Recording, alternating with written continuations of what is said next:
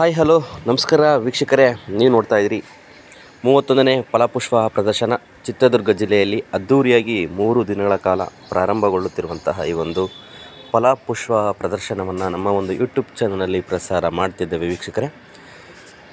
ಈ ಒಂದು ಉತ್ತಮವಾದಂತಹ ತೋಟಗಾರಿಕಾ ಇಲಾಖೆಯ ಆವರಣದಲ್ಲಿ ಕಂಗೊಳಿಸುತ್ತಿರುವಂತಹ ಅತ್ಯದ್ಭುತವಾದಂತಹ ಮುಖ್ಯವಾಗಿ ಸಂವಿಧಾನದ ಈ ಒಂದು ದೃಶ್ಯ ನಿಮಗೆ ಕಣ್ಮುಂದೆ ಬರ್ತಾ ಇದೆ ವೀಕ್ಷಕರೇ. ಅದೇ ರೀತಿಯಾಗಿ ಜ್ಞಾನಪೀಠ ಪುರಸ್ಕೃತರು ಹಾಗೂ ಹೂಗಳಿಂದ ಹಣ್ಣುಗಳಿಂದ ಕಂಗೊಳಿಸುತ್ತಿರುವಂತಹ ತೋಟಗಾರಿಕಾ ಇಲಾಖೆಯ ಫಲಪುಷ್ಪ ಪ್ರದರ್ಶನವನ್ನು ಏರ್ಪಡಿಸಲಾಗಿದೆ ವೀಕ್ಷಕರೇ. ಇದು 3 ದಿನಗಳ ಕಾಲ ನಡೆಯುತ್ತಿರುವಂತಹ ಫಲಪುಷ್ಪ ಪ್ರದರ್ಶನ ಎಂದೇ ಮೂಲಕ ತಿಳಿಸ್ತಾ ಇದ್ದೀನಿ.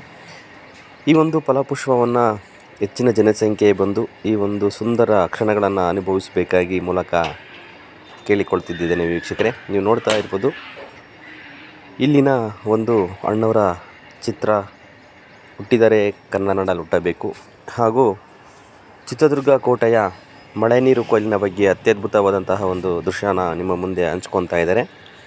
ಹಾಗೂ ಈ ಒಂದು ತೋಟಗಾರಿಕಾ ಇಲಾಖೆಯಿಂದ ರೈತರಿಗೆ ಸಂಬಂಧಪಟ್ಟಂತಹ ಹನಿ ನೀರಾವರಿ ಹಾಗೂ ಮಿಶ್ರ ಬೆಳೆ ಅಂತರ ಬೆಳೆಗಳನ್ನು ದೃಶ್ಯಗಳನ್ನು ನಿಮ್ಮ ಮುಂದೆ ಹಂಚ್ಕೊತಾ ಇದ್ದಾರೆ.